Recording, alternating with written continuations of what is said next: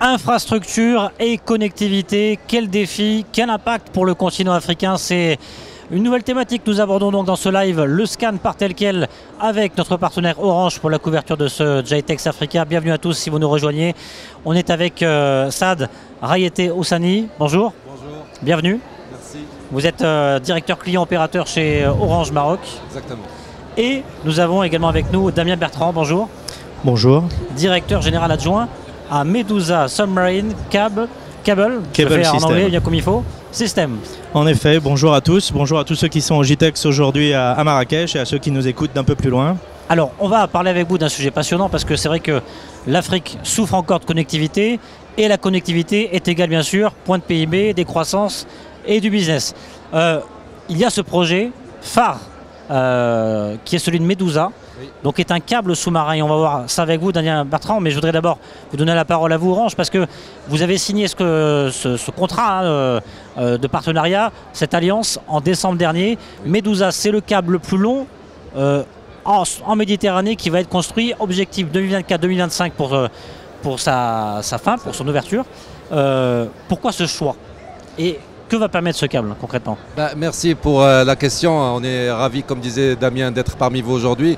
Pourquoi ce choix? D'abord, Orange Maroc Midi Telecom a plusieurs participations dans des câbles sous-marins, mais le câble sous-marin Medusa a une particularité qui est beaucoup plus importante, qui va nous permettre d'avoir cette souveraineté que l'on recherche depuis très longtemps, d'avoir un câble qui nous appartient et qui va nous permettre de connecter le Maroc à l'Europe et dans un deuxième temps, on va avoir le temps d'en parler, de pouvoir connecter le Maroc à son continent africain. Oui. Et pouvoir devenir un hub régional pour la connectivité dans un premier temps et pour le transit dans un deuxième temps. Parce que c'est un vaste projet, hein. C'est au total 9 pays d'Europe et d'Afrique du Nord qui sont concernés.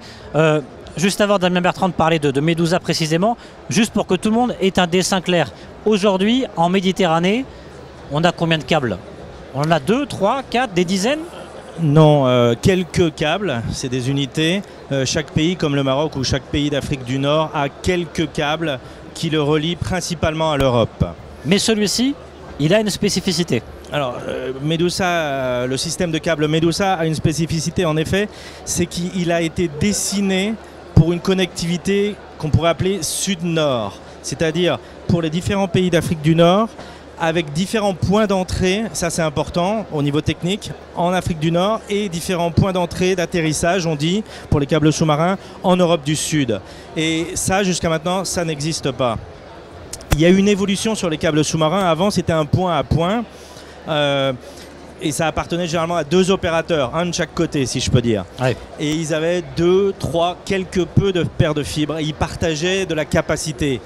Medusa, c'est 24 paires de fibres. Donc c'est absolument ce on ne sait pas faire plus en sous-marin aujourd'hui. C'est une nouvelle dimension donc. C'est impressionnant. C'est une paire de fibres, c'est 20 Tera. C'est peut-être plus du double de tous les besoins du Maroc de l'ensemble en ce moment. En ce moment. Donc c'est plus de 2 fois une paire et on en aura 24 dans le tronc. Et ensuite c'est cet atterrissage qui est multiple tant en Afrique du Nord qu'en Europe du Sud. Alors tout à l'heure, en préparant cette émission, on s'est bien sûr parlé. Moi j'ai été stupéfait parce que vous avez été notifié par un petit mail. Ah, je suis un petit Jesus, attention, hein, je suis un petit espion, comme on dit. Non, je plaisante, mais j'ai vu l'avancée. Enfin, vous avez un mail sur l'avancée du chantier Medusa. Et c'est magique parce que finalement on entre en sous-marin dans les eaux de la Méditerranée, on doit contourner des épaves. Enfin, je veux dire, pourquoi je raconte ça? Parce que je voudrais que vous nous racontiez un petit peu le dessin, le parcours, comment on construit un câble sous-marin, surtout de cette envergure-là. En effet, au niveau technique, un câble sous-marin, c'est un projet qui comprend différentes phases. La première, c'est ce qu'on appelle la desktop study. C'est un travail on va dire de cartographie que vous faites sur une base de données. Il y a une seule base de données mondiale des fonds sous-marins. Où vous avez tout qui est répertorié. Les câbles d'énergie, les câbles télécom, les épaves. Et une épave, ça peut avoir 2000 ans, c'est un bateau phénicien en face de Marseille, ou ça peut avoir 50 ans. Et au niveau environnemental aussi, toutes les posidonies, les algues, etc., les coraux qui doivent être protégés. Donc vous faites votre tracé, on va dire, théorique grâce à ce premier travail. Ensuite, on envoie ce qu'on appelle la Cable Route Study. Et en fait, c'est un bateau ensuite qui part. Donc il y a un bateau qui va véritablement partir, mettons si on prend Nador, Marseille, il va suivre exactement ce qu'on a décidé et vérifier. Il peut y avoir des nouvelles épaves, les coraux ont pu prendre plus d'espace, etc. Donc on vérifie, on modifie ses besoins. Et c'est ce qu'on appelle les sondages. Et c'est ce qui va débuter juste après l'été, par exemple sur la partie marocaine. Là, on en est où précisément? On en est Si justement. On a fait la desktop study et on passe au sondage. D'accord. Sur la partie marocaine.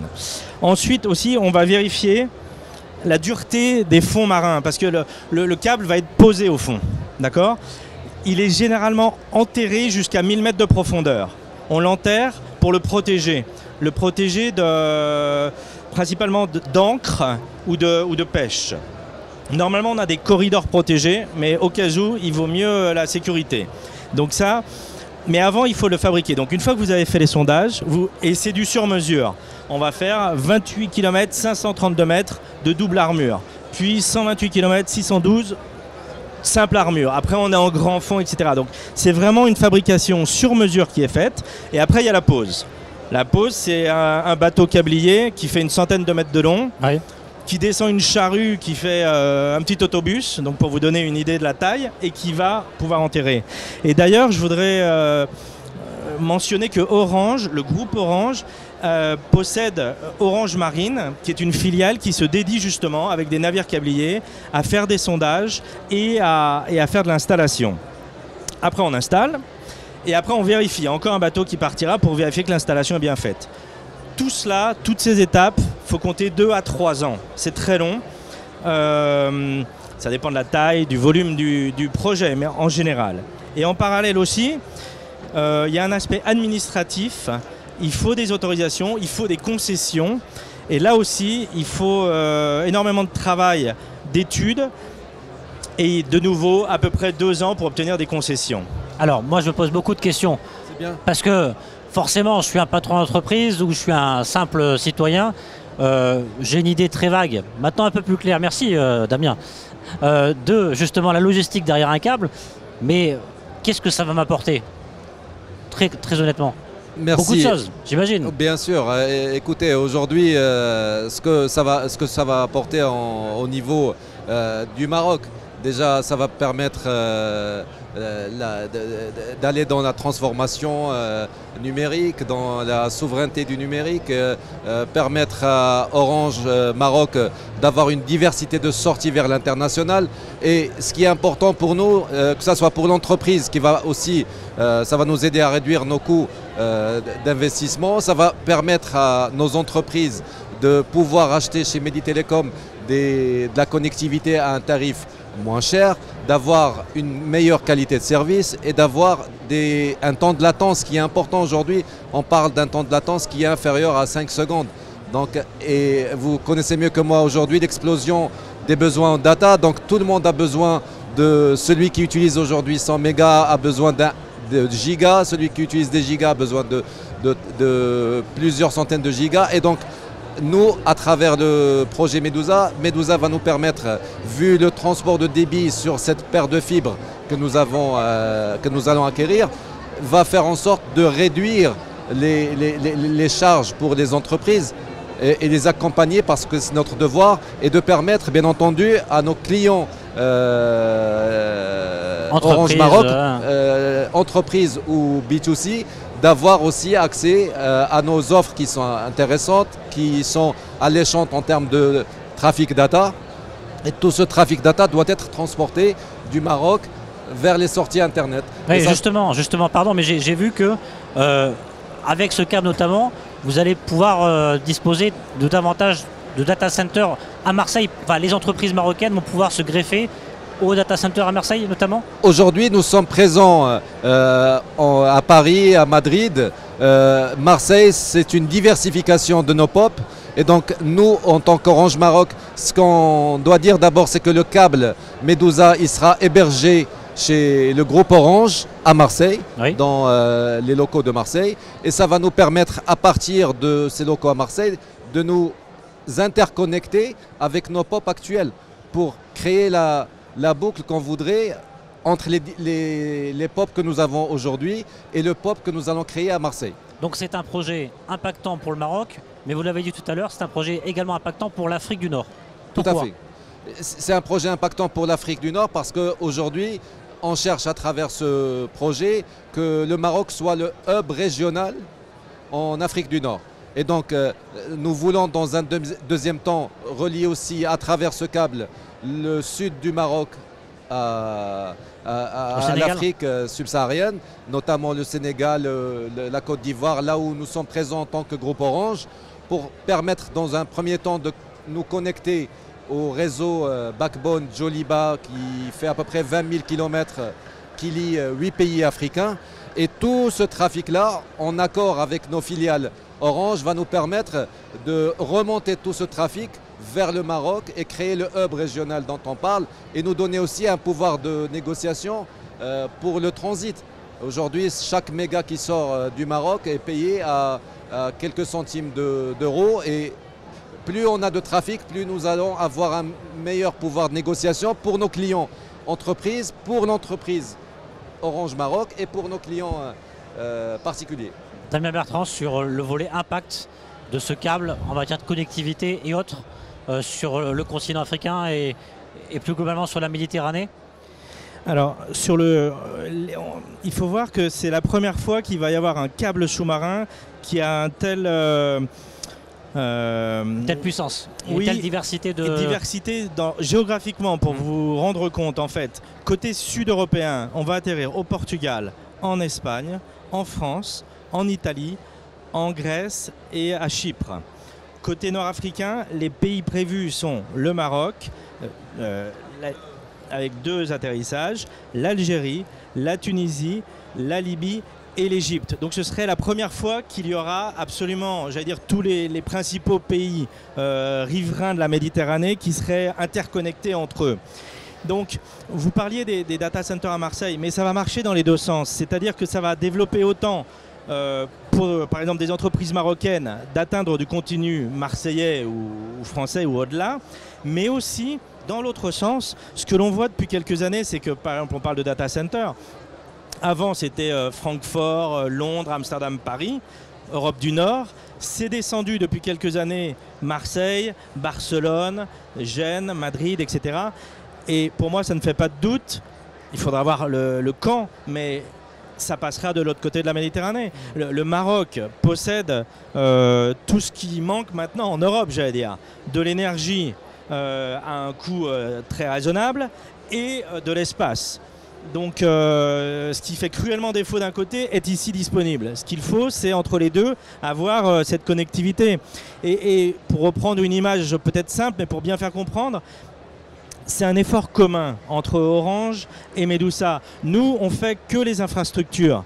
On met les tuyaux en place. Bien sûr. Après, c'est Orange Maroc qui met les services à valeur ajoutée à l'intérieur de ces tuyaux et qui sert ses marchés, qui sert ses clients finaux. Saad Riaté, concrètement, quels vont être les secteurs et les industries qui vont être les plus impactés ici au Maroc ou en Afrique du Nord grâce à ce câble?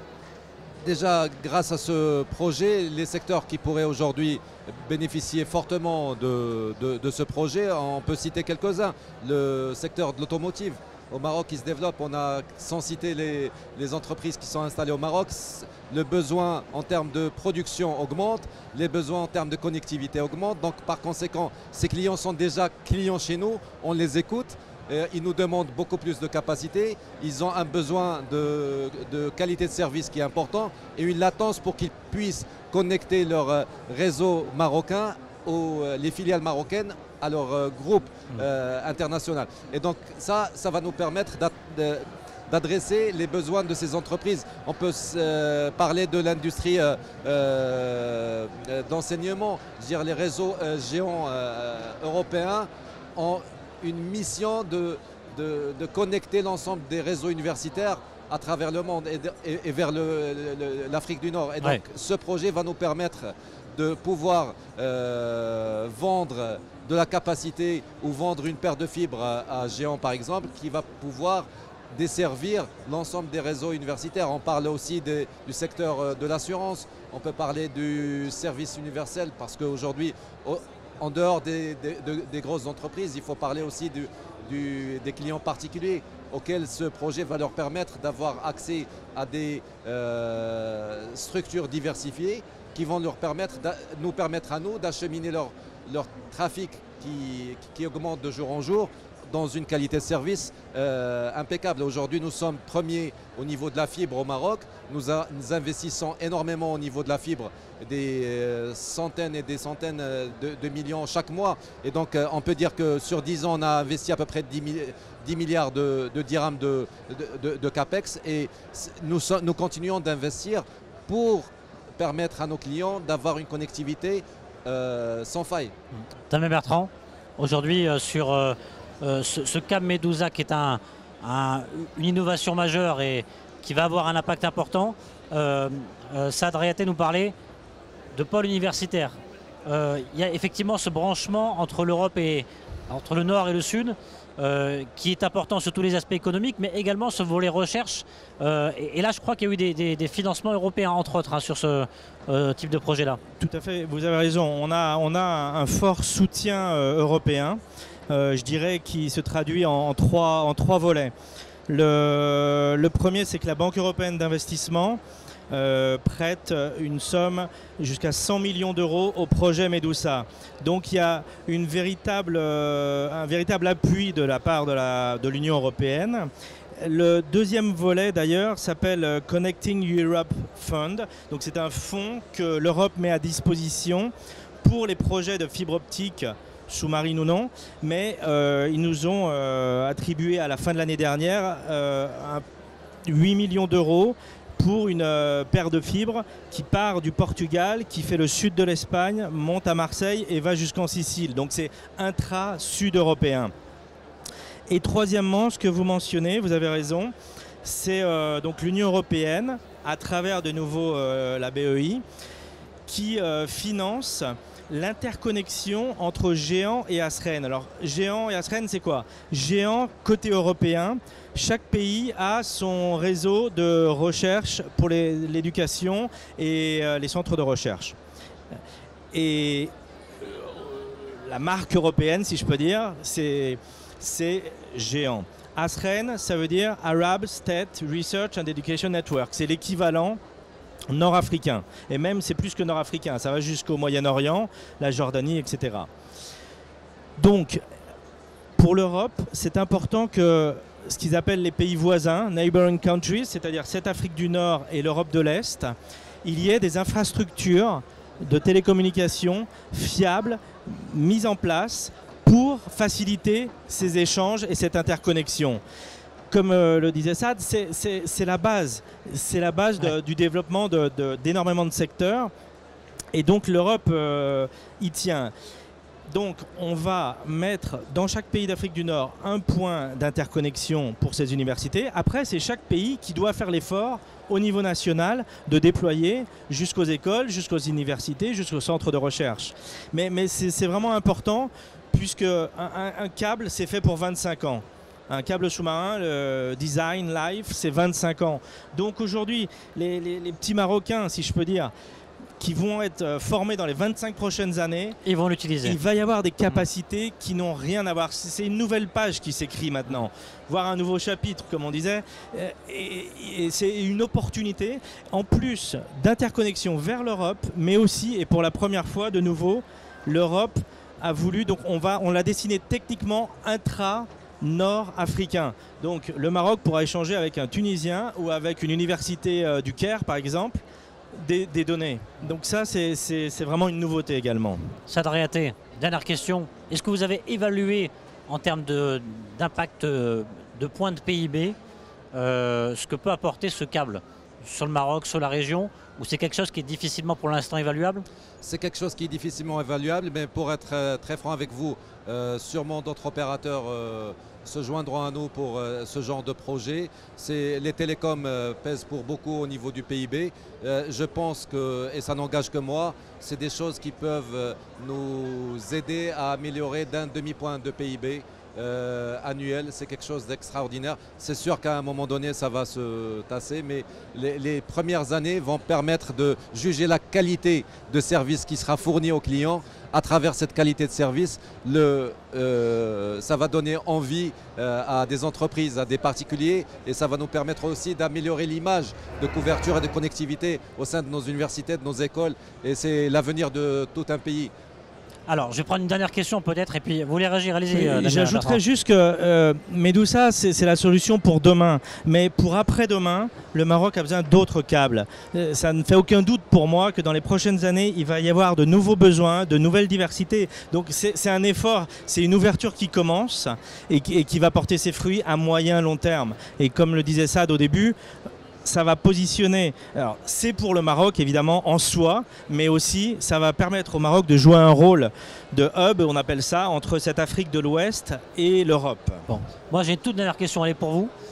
Vous m'invitez quand sur un bateau pour mettre ce câble? C'est vrai que c'est une expérience absolument, enfin, c'est vraiment très intéressant. Ouais, j'imagine, ça va être sympa. Et vous pouvez y passer un jour ou deux, vous n'avez pas besoin de faire 28 jours si ça va durer 28 jours, mais avec plaisir parce que on vit la réalité de comment ça s'installe après toutes les études, etc.